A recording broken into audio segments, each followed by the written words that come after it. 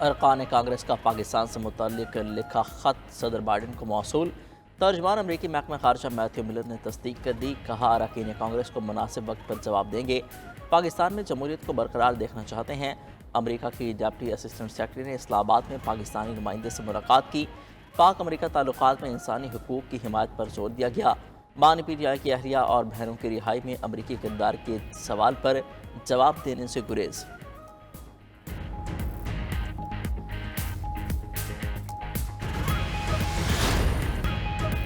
سعودی عرب سے سرمایہ کاری اور اسٹریٹجک شراکت داری۔ وزیر اعظم شہباز شریف آج 2 روزہ دورے پر برادر اسلامی ملک سعودی عرب جائیں گے۔ ترجمان دفتر خارجہ کا کہنا ہے کہ وزیر اعظم فیوچر انویسٹمنٹ کے 8ویں ایڈیشن میں شرکت کریں گے۔ فیوچر انویسٹمنٹ انیشیٹو سرمایہ کاری کے حصول کا مؤثر پلیٹ فارم ہے۔ دورہ سعودی عرب میں وزیر اعظم کی ولی عہد شہزادہ محمد بن سلمان اور دیگر حکام سے ملاقاتیں متوقع۔ اقتصادی اور اسٹریٹجک شراکت داری کے امور زیر بحث آئیں گے۔ معیشت، توانائی اور دفاعی شعبوں میں تعاون کو فروغ دینے پر بات چیت کی جائے گی۔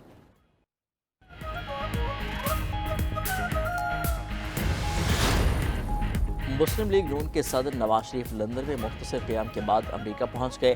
نواز شریف امریکہ میں تقریباً 1 ہفتہ گزار کر واپس لندن جائیں گے۔ صحافی نے صدر مسلم لیگ نون سے سوال کیا، آپ پاکستان گئے تو وزیر اعظم کیوں نہیں بنے؟ نواز شریف نے جواب دیا، امریکہ جانے سے پہلے یہ سوال ضروری تھا۔ ایک اور صحافی نے پوچھا، میاں صاحب حکومتی کارکردگی کو کیسے دیکھتے ہیں؟ نواز شریف نے کہا کہ چند دن میں واپس آ کر بتاؤں گا۔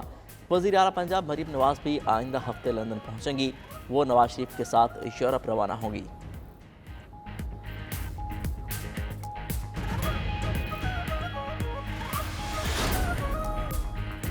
لاہور دنیا کا آلودہ ترین شہر برقرار، ہر طرف اسموک کے ڈیرے۔ ایئر کوالٹی انڈیکس 700 کی خطرناک حد سے بھی تجاوز کر گیا۔ فضائی آلودگی کے باعث شہریوں کو آنکھوں میں جلن، سانس لینے میں دشواری کا سامنا۔ لاہور کے لیے ایمرجنسی الرٹ جاری۔ سینئر وزیر پنجاب مریم اورنگزیب نے شہریوں سے ماسک پہننے، کھڑکیاں اور دروازے بند رکھنے کی اپیل کر دی۔ زگ زیگ کے بغیر چلنے والے تمام بھٹے بند، دھواں چھوڑنے والی گاڑیوں کے خلاف سخت ایکشن ہوگا۔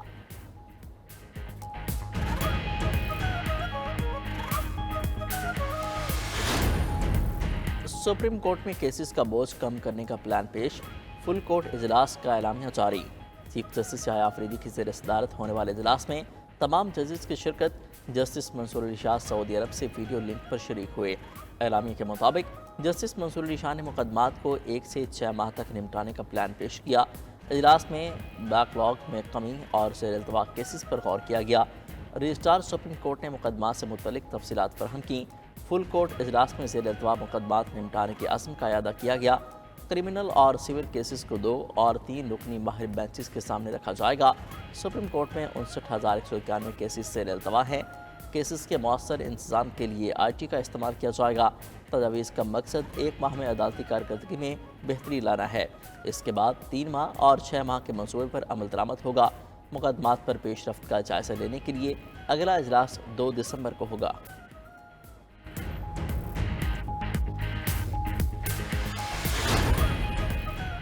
پی ٹی آئی پارلیمانی پارٹی نے جوڈیشل کمیشن کا حصہ بننے کی منظوری دے دی۔ پارلیمانی پارٹی کے اجلاس میں 26ویں ترمیم اور سیاسی صورتحال کا جائزہ لیا گیا۔ پارلیمانی پارٹی نے سیاسی کمیٹی کے فیصلے کی تائید کر دی۔ ملک بھر میں جلسوں کے شیڈول سمیت احتجاجی تحریک کی بھی منظوری۔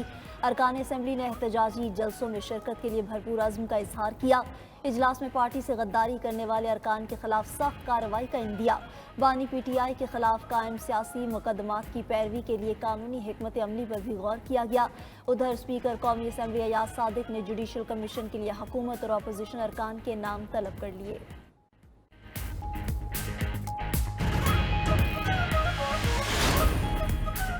حکومت کی 26ویں آئینی ترمیم کے بعد 27ویں آئینی ترمیم لانے کی تیاریاں۔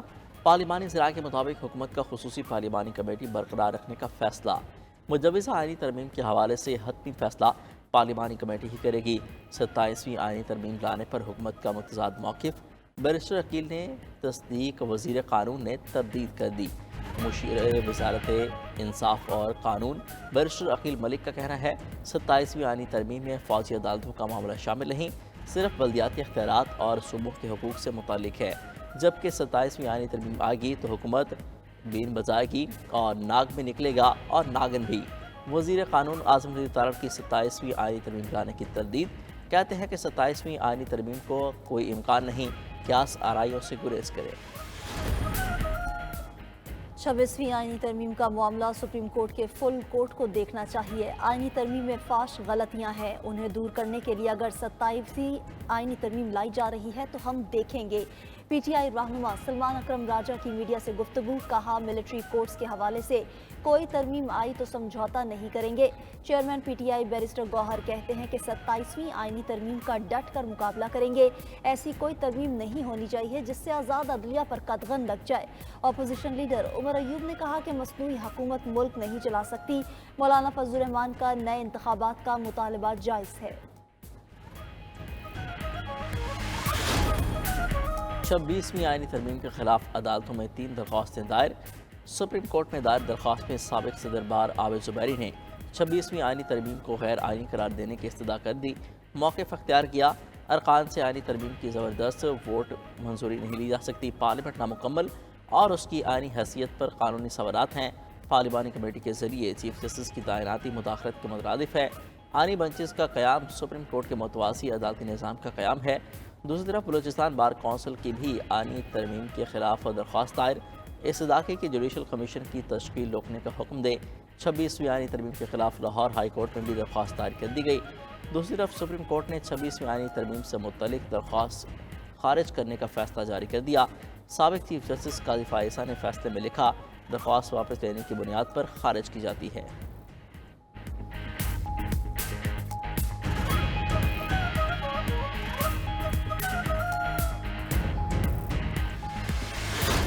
پیپل پارٹی سے زیادہ گلہ کرتا ہوں۔ جو ذوالفقار علی بھٹو کا تحفہ تھا 1973 آئین، اس کی جو قانون سازی جس طریقے سے ہوا اس نے تمام حدیں پلان کی، یہ غیر قانونی قانون سازی ہوئی ہے۔ افسوس پیپلز پارٹی کیسے 26ویں آئینی ترمیم کا حصہ بنی؟ کیا یہ قانون سازی کا طریقہ ہے؟ پی ٹی آئی رہنما اسد کیسر کا قومی اسمبلی اجلاس میں اظہار خیال، بولے شہباز شریف کہتے ہیں ترمیم میں کوئی لوٹا ووٹ نہیں ہے، یا تو شہباز شریف لا علم ہیں یا انہوں نے غلط بیانی کی ہے۔ آئینی ترمیم کے حق میں ووٹ دینے والے P T I M N As کی تفصیلات پیش کر دی، کہا جس طرح آئینی ترمیم کی گئی یہ جمہوریت کی پیشانی پر سیاہ دھبا ہے، پاکستان میں جمہوریت ہار گئی ہے۔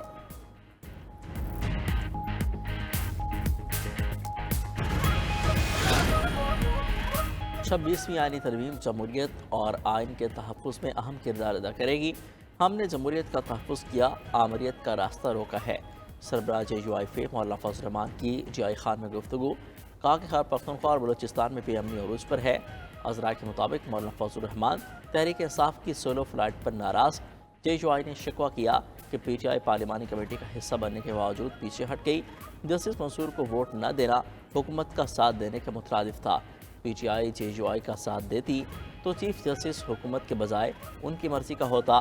اسد کیسر نے جے یو آئی قیادت سے رابطہ کر کے ملاقات کا وقت مانگ لیا۔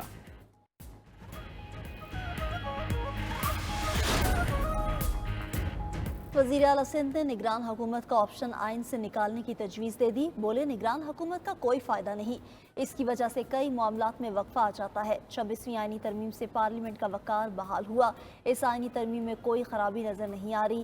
27ویں آئینی ترمیم کے بارے میں کچھ معلوم نہیں۔ امیر جماعت اسلامی حافظ نعیم الرحمان کا کہنا ہے کہ 26ویں آئینی ترمیم تماشا اور اس میں شامل افراد جعل ساز ہیں، یہ لوگ اپنی اجارہ داری کے لیے ایسے فیصلے کر رہے ہیں، عوام کو متحد ہو کر مسرت حکمرانوں کو اٹھا کر باہر پھینکنا ہوگا۔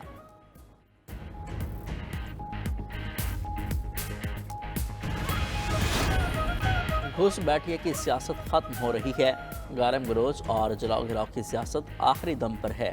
وزیر اعلیٰ پنجاب مریم نواز کا حفظ آباد میں کسان کارڈ کے اجرا کی تقریب سے خطاب، کہا فتنہ فساد، جلاؤ گراؤ اور عنوانیت اور مہنگائی دم توڑ رہی ہے۔ سٹاک مارکیٹ 91,000 پوائنٹس پر پہنچ گئی، یہ سٹاک مارکیٹ تحریک انتشار کے دور میں زمین بوس تھی۔ آج ہی کے ساتھ کہتی ہوں پنجاب کو بدلتا ہوا دیکھ رہی ہوں، یہ سب نواز شریف کی حکومت کی بدولت ہو رہا ہے۔ جادو کی چھڑی نہیں، اللہ کا خوف اور عوام کی خدمت کا جذبہ ہے، گرم گروج سے ملک ترقی نہیں کرتا۔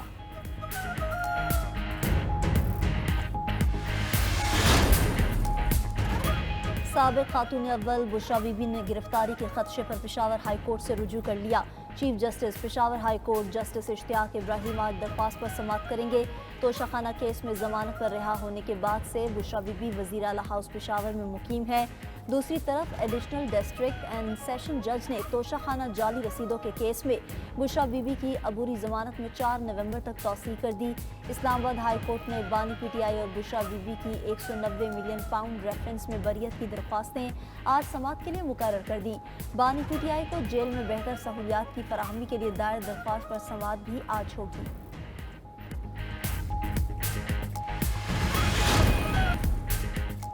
پشاور میں حیات آباد انڈسٹریل اسٹیٹ کی فیکٹری میں آتش زدگی کی تحقیقات، وزیر اعلیٰ خیبر پختونخوا کا چیف سیکرٹری کو مراسلہ انکوائری کا حکم دے دیا۔ مراسلے میں لکھا، فیکٹری میں آگ لگنے کے واقعے پر تشویش ہے، وجوہات معلوم کی جائیں۔ انڈسٹریل یونٹ کی مینجمنٹ نے ریلیف سمیت مختلف محکموں کی ہدایات پر عمل کیا تھا، کیا کسی ادارے کی کوتاہی سے تو یہ واقعہ پیش نہیں آیا؟ صوبے کے تمام انڈسٹریل یونٹس میں سیفٹی پروٹوکولز کا جائزہ لے کر 30 دن میں رپورٹ پیش کی جائے۔